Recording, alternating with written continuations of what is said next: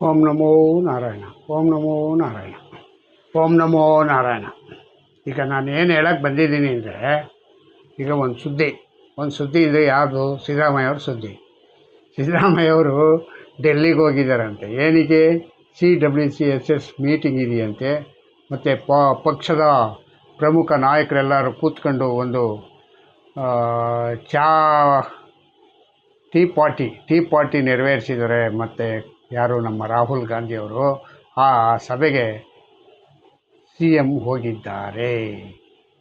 ಅಲ್ಲ, ಓದೆ ಪಿಚಾಚಿಂದೆ ಬಂದೆ ಗವಾಕ್ಷಿ ಅಂತ. ಒಂದು ಕೆಲಸ ಮುಗೀತು ಅಂದರೆ ಇನ್ನೊಂದು ಕೆಲಸ ಚಾಲು ಆಗ್ಬಿಟ್ಟೈತೆ. ಸಿದ್ದರಾಮಯ್ಯನಿಗೆ ಎಲೆಕ್ಷನ್ದೇ ಒಂದು ದೊಡ್ಡ ಹುಚ್ಚಾಗ್ಬಿಟ್ಟಿತ್ತು. ಎಲೆಕ್ಷನ್ನಲ್ಲಿ ಯಾರು ಗೆಲ್ತಾರೆ ಅಂತ ಲೆಕ್ಕ ಹಾಕುವ ಸಮಯದಲ್ಲೇ ಈಗ ಮುಖ್ಯಮಂತ್ರಿ ಸ್ಥಾನ ಯಾರಿಗೆ ಅಂತ ಶುರು ಆಗ್ಬಿಟ್ಟಿದೆ.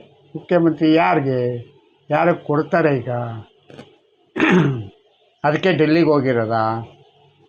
ಏನಕ್ಕೆ ಕರೆಸ್ಕೊಂಡಿರೋದು ರಾಹುಲ್ ಗಾಂಧಿಯವರು? ಇಲ್ಲ ಎಲೆಕ್ಷನ್ದೆಲ್ಲ ರೀಕೌಂಟಿಂಗು ಎಲ್ಲ ಆದಮೇಲೆ ಏನಾದರೂ ಇದು ಮಾತುಕತೆ ನಡೀತದ? ಇಲ್ಲ ಇವಾಗಲೇ ನಡೀತದ? ಗೊತ್ತಿಲ್ಲ. ಮತ್ತು DK ಶಿವಕುಮಾರ್ ಅವರು ಅಸ್ಸಾಂಗೆ ಹೋಗಿದ್ದರು. ಅಸ್ಸಾಂನಲ್ಲಿ ಅವ್ರದ್ದು ಎಲೆಕ್ಷನ್ ಎಲ್ಲ ಮುಗಿದಿದೆ. ಈಗ DKಗೆ ಕೆಲಸ ಕೈಗೆ ಬಂದ್ಬಿಡ್ತು. ಏನು? ಮುಖ್ಯಮಂತ್ರಿ ಕೇಳುವ ಸುದ್ದಿ. ಇವರ ಸಹಪಾಠಿಗಳು ಯಾರೂ ಇನ್ನೂ ಎದ್ದಿಲ್ಲ. ಯಾರು ಎದ್ದೇಳ್ತಾರೆ ಅಂತ ಗೊತ್ತಿಲ್ಲ. ಯಾರು ಎದ್ದೇಳದೆ ಇರಲಿ, ಇಕ್ಬಾಲ್ ಅಂತೂ ಎದ್ದು ನಿಂತ್ಕೊಂಡ್ಬಿಡ್ತಾನೆ ಫಸ್ಟೇ.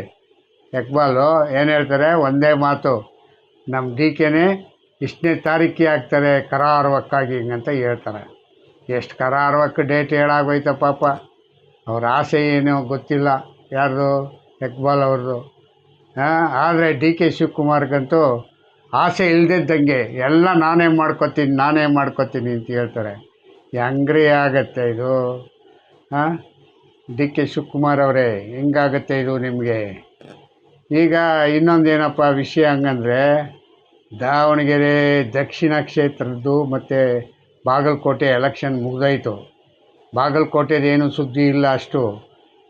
ದಕ್ಷಿಣ ಕ್ಷೇತ್ರದಲ್ಲಿ, ದಾವಣಗೆರೆ ದಕ್ಷಿಣ ಕ್ಷೇತ್ರದಲ್ಲಿ ಜಮೀರ್ ಅಹಮ್ಮದ್ ಪಕ್ಷದ ವಿರೋಧಿ ಚಟುವಟಿಕೆಯನ್ನು ಮಾಡಿದ್ದಾರೆ ಹೆಂಗಂತ ಸುದ್ದಿ ಆಗ್ತಾಯಿದೆ. ಈ ಸುದ್ದಿ ಹೆಂಗಾಯಿತು? ಜಮೀರ್ ಅಹಮ್ಮದ್ ಬಂದಿದ್ದೇ ಒಂದು ದಿವಸನೂ ಅಲ್ಲ, ಅದು ಕಾಲು ದಿವಸ. ಅದು ಹೆಂಗೆ ಬಂದು ಅವರು ಇಲ್ಲಿ ಪಕ್ಷ ವಿರೋಧಿ ಚಟುವಟಿಕೆ ಮಾಡಿದ್ರು? ಅವರು ಡೈರೆಕ್ಷನಲ್ಲಿ ಆಯಿತು ಅಂತ. ಹಾಗೆ ಡೈರೆಕ್ಷನ್ ಅಂದರೆ ಹೆಂಗೆ? ಫೋನಲ್ಲಿ ಹೇಳ್ಬಿಟ್ರಾ ಇವೆಲ್ಲ ಇದನ್ನು ಮಾಡಿ ಹೆಂಗಂತ? ಮತ್ತು ಜಮೀರ್ ಅಹಮ್ಮದ್ ಅವರು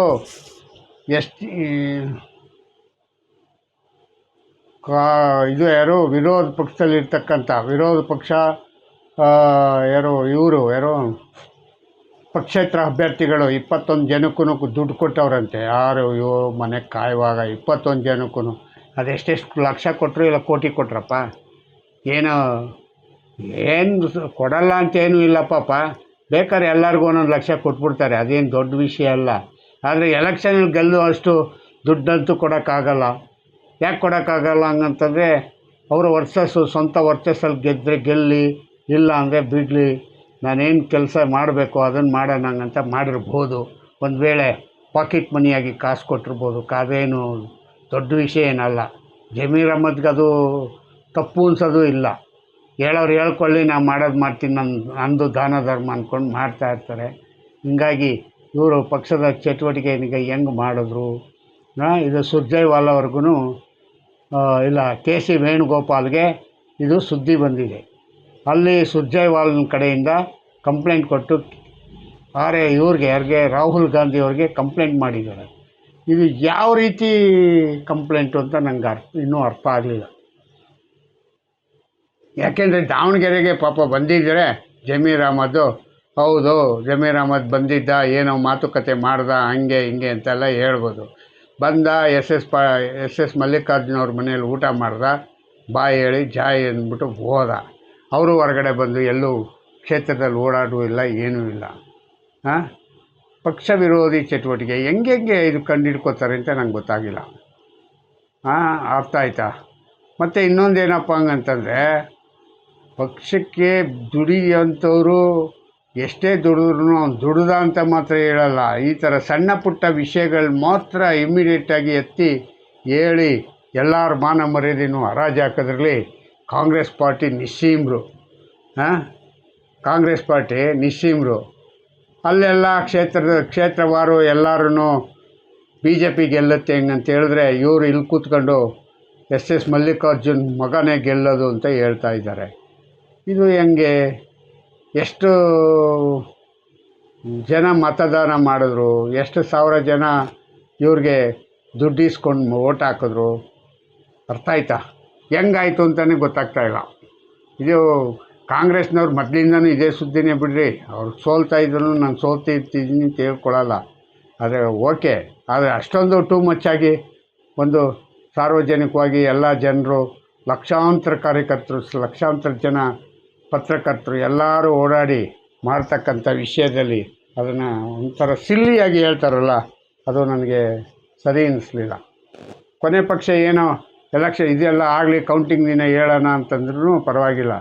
ಕೌಂಟಿಂಗಿಂತ ಮುಂಚೆನೇ ಸಮರ್ಥ ಗೆದ್ದು ಬಿಡ್ತಾನೆ, ಅಲ್ಲಿ ಜರಂತಿ ಮಠ ಗೆಲ್ತಾನೆ ಅಂತ ಯಾರೂ ಹೇಳ್ತಾ ಇಲ್ಲ. ಇವ್ರನ್ನ ಯಾರೋ ಉಮೇಶ್ ರೆಡ್ಡಿ ಗೆಲ್ತಾನೆ ಅಂತ ಯಾರೂ ಹೇಳ್ತಾ ಇಲ್ಲ. ಅಲ್ಲ ರೀ, ಈ ದುಡ್ಡಿನವ್ರನ್ನೇ ದುಡ್ಡಿನವರಿಂದನೇ ಇರ್ತಾರಲ್ಲ, ಇದು ಏನು ಅಂತ ನನಗೆ ಅರ್ಥ ಆಗಿಲ್ಲ. ಅದೇ ನಾನು ಕೇಳ್ಕೊತಾ ಇರೋದು. ದುಡ್ಡು ನಿಮ್ಮನ್ನು ಊತಕ್ಕೂ ದುಡ್ಡು ಬೇಕಾ? ಇಲ್ವಲ್ಲ. ಊತಕ್ಕಕ್ಕೆ ಯಾರಾದರೂ 4 ಜನ ಕೆಲಸಗಾರರಿದ್ದರೆ ಸಾಕು. ಆದರೆ ಜನನೇ ಬೇಕಾಗಿರೋದು ಮುಖ್ಯ. ಜನಗಳಿಗೆ ಯಾಕೆ ನೀವು ಬೆಲೆ ಕೊಡ್ತಾ ಇಲ್ಲ? ಜನ ಹೇಳ್ತಕ್ಕಂಥ ವಿಷಯನ ಯಾಕೆ ನೀವು ಗ್ರಹಿಸ್ಕೊತಾ ಇಲ್ಲ? ಇದು ನನ್ನ ತಲೆ ಬಿಸಿ ಮಾತುಗಳು. ಅರ್ಥ ಆಯ್ತಾ? ಮತ್ತು ನೆನ್ನೆ ಎಲ್ಲ ಇದಾಯಿತು, ಏನೋ PUC ರಿಸಲ್ಟ್ ಬಂತು. PUC ರಿಸಲ್ಟ್ನಿಗೆ ಹೆಂಗೆ ಮಾಡಿದ್ರಿ? ಅಲ್ಲ, ಒಂದು PUC ರಿಸಲ್ಟ್ನಿಗೆ ಮಾಡುವಾಗ SLC ರಿಸಲ್ಟು ನೆಕ್ಸ್ಟ್ ಬರ್ತದೆ, ಅದಕ್ಕೂ ಹಂಗೆ ಮಾಡಬೇಡಿ. ಎಲ್ಲ ಪಾಸ್ ಎಲ್ಲ ಇರೋರೆಲ್ಲರೂ ಕಟ್ಟಿದವರೆಲ್ಲರೂ ಪಾಸ್ ಆಗೋಗ್ಬಿಡ್ಲಿ ಅಂತ ರಾಮಾಯಣನೇ ಇರೋಲ್ಲ. ಸ್ಕೂಲು ಹಂಗೆ ನಡೆಸಬೇಡಿ. ಸ್ಕೂಲ್ ಯಾಕೆ ನಡೆಸೋಕೆ ಹೋಗ್ತಾರೆ? ಸ್ಕೂಲು ಕಾಲೇಜುಗಳೀಗ ಅವ್ರಿಗೆ ಸಂಬಳ ವೇಸ್ಟ್ ಆಯ್ತದೆ. ಅವ್ರಿಗೂ ಏನು ಮಾಡಿ, ಮನೆಯಲ್ಲೇ ಇರಪ್ಪ, ನಿಮ್ಗೆ ಸಂಬಳ ಕೊಟ್ಬಿಡ್ತೀವಿ ಅಂತ ಕೊಟ್ಬಿಡಿ. ಹುಡುಗರು ಮಾತ್ರ ಪಾಸು ಅಂತ ಕೊಟ್ಬಿಟ್ರೆ ರಾಮಾಯಣನೇ ಇರೋಲ್ಲ. ಅವರು ಒಂದೇ ಸತಿ ಡಿಗ್ರಿ ಮುಗಿಸ್ಕೊತಾರೆ, ಕಂಪ್ಲೀಟ್ ಮಾಡ್ಕೋತಾರೆ. ಪಾಸು ಫೇಲು ಆಗೋಲ್ಲ, ಏನೂ ಇಲ್ಲ. ನಂಬರ್ ಬೇಕಾ ಬೇಡವಾ ಏನೂ ಕ್ವಶನ್ ಇಲ್ಲ. ಅವ್ರಿಗೆ ಮಾರ್ಕ್ಸ್ ಕಾರ್ಡು ಬೇಡ ಅವಾಗ. ಯಾಕೆಂದರೆ ಎಲ್ಲ A+B+ ಕೊಟ್ಬಿಟ್ರೆ ಇನ್ನೇನಿದೆ? ಮಾರ್ಕ್ಸ್ ಕಾರ್ಡ್ದು ವಿಷಯನೂ ಇಲ್ವಲ್ಲ. ಮಧು ಏನು ರೀ ಮಧು ಅವರೇ, ನೀವು ನಿಮ್ಮ ರಾಜ್ಯಭಾರ ಆಡಳಿತದಲ್ಲಿ ಈ ಥರ ಎಲ್ಲ ಆಯಿತಾ? 3 ದಿನ ಮುಂಚೆ ಇದ್ದಾಗ ಹಿಂದಿ ಪರೀಕ್ಷೆ ಇಲ್ಲ ಹಂಗಂತ ಹೇಳ್ತಾ ಇದ್ದೀರಾ. ಪರೀಕ್ಷೆ ದಿನ ಹತ್ರ ಬಂದು ಹಿಂದಿ ಇಲ್ಲ ಅಂತ ಹೇಳ್ತೀರಾ. ಯಾರಿಗೆ? SLC ಹುಡುಗರಿಗೆ. ಅವರು 1 ವರ್ಷ ಕಾಲ, ಮತ್ತು 1 ವರ್ಷ ಕಾಲ ನೀವು ಮೊದಲೇ 1 ವರ್ಷ ಮುಂಚೆನೇ ಹೇಳಿದರೆ ಅದ್ರ ಬಗ್ಗೆ ಸ್ಟಡಿನೇ ಮಾಡೋಕ್ಕೆ ಹೋಗ್ತಾ ಇರಲಿಲ್ಲ, ಮತ್ತು ಅದ್ರ ಬಗ್ಗೆ ತಲೆ ಕೆಡಿಸ್ಕೊತಾ ಇರಲಿಲ್ಲ. ಬೇರೆ ಬುಕ್ಕು ಇದನ್ನೀಗ ಓದೋರು ಹಿಂಗೆ ನೆಕ್ ಮೂಮೆಂಟಲ್ಲಿ ಬಂದು ಹೇಳ್ತೀರಾ ಅಂತಂದರೆ ನೀವು ಎಷ್ಟು ಬುದ್ಧಿವಂತರು, ಜಾಣ್ಮೆ ಅಂತ. ಇದೆಲ್ಲ ಕೋರ್ಟಲ್ಲಿ ಹೋಗಿ ಸೋಮೋಟ್ ಕೇಸ್ ಹಾಕಬೇಕು. ಇವ್ರಿಗೆಲ್ಲ ಸೋಮೋಟ್ ಕೇಸ್ ಹಾಕಿ ಯಾವ ರೀತಿ ಕಾನೂನು ತಿದ್ದುಪಡಿ ಮಾಡಿದೆ, ಇಲ್ಲ ಕಾನೂನಲ್ಲಿ ನಿಮ್ಮಲ್ಲಿ ಏನು ಕ್ಯಾಬಿನೆಟಲ್ಲಿ ಚರ್ಚೆ ಆಗದೆ ಹೆಂಗ್ರಿ ಹೇಳಿದ್ರಿ ಅಂತ ಕೇಳಬೇಕಲ್ವ. ವಿರೋಧ ಪಕ್ಷ ಇಲ್ಲ, ವಿರೋಧ ಪಕ್ಷ ಸತ್ತೋಗ್ಬಿಟ್ಟೈತೆ. ವಿರೋಧ ಪಕ್ಷ ಏನೂ 1 ರೂಪಾಯಿ ಕೆಲಸ ಮಾಡ್ತಾಯಿಲ್ಲ. ವಿರೋಧ ಪಕ್ಷ ಇದೆಯಾ ಇಲ್ವ ಅನ್ನಂಗೆ ಆಗಿದೆ. ಆರ್ ಅಶೋಕ ಅಲ್ಲ, ಯಾರು ಅವನು ಸುನೀಲ್ ಕುಮಾರ್, ಯಾರು ವಿರೋಧ ಪಕ್ಷದ ನಾಯಕ ಅಂತಲೇ ಗೊತ್ತಿಲ್ಲ. ಅಯ್ಯೋ, ನಮ್ಮ ಅಧ್ಯಕ್ಷ ಇದ್ದಿದ್ದು ವೇಸ್ಟು. ಆ ಹುಲಿ ಹೊಟ್ಟೆನಲ್ಲಿ ಹುಲಿ ಹುಟ್ಟುತ್ತೆ ಅಂದರೆ ನರಿ ಹುಟ್ಟುಬಿಟ್ಟೈತಲ್ಲಪ್ಪ. ಸತ್ಯಾರಿಕೆ ಇದೆಂಥದ್ದು ಇದು ಹಿಂಗಾಗಿದೆ ಅಂತಲೇ ನನಗೆ ಅರ್ಥ ಆಗಿಲ್ಲ. ಹುಲಿ ಅಂತಂದರೆ ಯಾರು? ನಮ್ಮ ಯಡಿಯೂರಪ್ಪನ ಹೊಟ್ಟೆ ಒಳಗೆ ಈ ಇಲಿ ಹುಟ್ಬಿಟ್ಟೈತಲ್ಲ. ಇಲಿ ಅದು ಹೇಳಿ ವಿಜಯೇಂದ್ರ. ಹಿಂಗೆಲ್ಲ ಉಂಟಾ? ಅಲ್ಲ, ವಿರೋಧ ಪಕ್ಷದವರು ಎಷ್ಟು ಕೂಗಾಡಬೇಕು, ಅರ್ಚಾಡಬೇಕು. ಕಾಂಗ್ರೆಸ್ನವ್ರು ಈ ಥರ ದುರಾಡಳಿತ ಮಾಡ್ತಾಯಿದ್ದಾರೆ. ಯಾವುದೂ ಯಾವ ವಿಷಯನೂ ಚರ್ಚೆ ಇಲ್ಲದೆ, ಇಲ್ಲ ವಿರೋಧ ಪಕ್ಷಕ್ಕೆ ತಿಳಿಸ್ದೆ ಈ ವಿಷಯಗಳನ್ನ ಹಿಂಗೆ ಇವರೇ ಡಿಸಿಷನ್ ತಗೋತಾ ಇರೋದು ಸರಿಯಲ್ಲ ಹಂಗಂತ ಕೂಗಾಡಬೇಕಾಗಿತ್ತು. ಏನೂ ಕೂಗಾಡಿಲ್ಲ. ಯಾಕೆ? ಮಕ್ಕಳು ವಿರೋಧ ಆಗ್ಬಿಡ್ತಾರೆ ಅಂತ. ವಿರೋಧ ಆದರೆ ಏನು ರೀ, ಅವ್ರಿಗೆ ಒಳ್ಳೇದಾಗೋದು ನೋಡಬೇಕಲ್ಲ ನೀವು. ಒಂದು ರೀತಿ ಕೆಟ್ಟದ್ದು ಕಣ್ರಿ ಇದು. ವಿರೋಧ ಮಾಡದೇ ಇರೋದೇ ಕೆಟ್ಟದ್ದು. ನಿಮ್ಮದು ತಪ್ಪು ಕಲ್ಪನೆ. ಹಿಂಗೆಲ್ಲ ಮಾಡ್ತಾರ ಮಿಸ್ಟರ್ ಯಡಿಯೂರಪ್ಪ ಮಗನೇ ವಿಜೇಂದ್ರ ಅವರೇ? ಹಾಂ, ಇದನ್ನೀಗ ಸಾಕಷ್ಟು ಏನಿಲ್ಲ, ವಿರೋಧ ಪಕ್ಷ ಲಾಯಕ್ ಅನ್ಫಿಟ್ ಅಶೋಕು. ಅದಕ್ಕೆ ಯಾಕೆ ನನಗೆ ವಿರೋಧ ಪಕ್ಷ ಏನು ಗೂಟ ಕಾರ್ ಇದ್ಬಿಟ್ರೆ ಸಾಕು, ಕಾರ್ ಇಸ್ಕೊಂಡ್ರೆ ನಿಮಗೆ ತಿಂಗಳಿಗೆ ಒಂದು ಸಂಪಾದನೆ ಬಂದುಬಿಟ್ರೆ ಸಾಕು ವಿರೋಧ ಪಕ್ಷ ನಾಯಕ ಅಂತ. ಏನೂ ಮಾಡೋಂಗಿಲ್ಲ, ಆರಾಮಾಗಿರ್ಬೋದು. ಆ ಮುಖ್ಯಮಂತ್ರಿನೂ ಹಂಗೆ ಅವನೇ, ಅವ್ರಿಗೂ ಏನೋ ತಿಂಗಳ ಸಂಬಳ ಬೇಕು, ಬಿಲ್ಡಿಂಗ್ ಕಟ್ಸೋಕ್ಕೆ ದುಡ್ಡು ಬೇಕು, ಅದಕ್ಕೆಲ್ಲ ಸಂಪಾದನೆ ಮಾಡ್ಕೋತಾ ಇದ್ದಾರೆ ಅವರು ಅಷ್ಟೇ. ಅದು ಬಿಟ್ಟರೆ ಇನ್ನೇನಿದೆ? ಇನ್ನೇನೂ ಇಲ್ಲ. ಮುಖ್ಯಮಂತ್ರಿನೂ ಅಷ್ಟೇ ವೇಸ್ಟ್ ಬಾಡಿ, ವಿರೋಧ ಪಕ್ಷನೂ ಹಂಗೆ ಇದೆ. ಇಷ್ಟು ಹೇಳ್ತಾ ನಾನು ಹೆಚ್ಚಿಗೆ ನಾನು ಹೇಳೋಕ್ಕೆ ಇಷ್ಟ ಇಲ್ಲ. ಈಗ ನಾನು ಏನು ಹೇಳಿದ್ರೂ ಇದಂತೂ ಹೋಗಿ ಮುಖ್ಯಮಂತ್ರಿವರೆಗೂ ತಲುಪಲ್ಲ. ಈ ವಿಡಿಯೋನಿಗೆ ತಲುಪಿಸಿ, ಒಂದಷ್ಟು ಪಬ್ಲಿಕ್ಗೆ ಕೈ ಮುಗಿದು ಕೇಳ್ಕೊತೀನಿ. ಜೈ ಹಿಂದ್, ಜೈ ಕರ್ನಾಟಕ ಮಾತೆ. ಓಂ ನಮೋ ನಾರಾಯಣ, ಓಂ ನಮೋ ನಾರಾಯಣ. ನನ್ನ ವಿಡಿಯೋನಿಗೆ ಶೇರ್ ಮಾಡಿ, ಸಬ್ಸ್ಕ್ರೈಬ್ ಮಾಡ್ಕೊಳ್ಳಿ ಅಂತ ಕೇಳ್ತಾ ನನ್ನ ಮಾತಿಗೆ ಮುಗಿಸ್ತೀನಿ. ಜೈ ಹಿಂದ್, ಜೈ ಕರ್ನಾಟಕ ಮಾತೆ.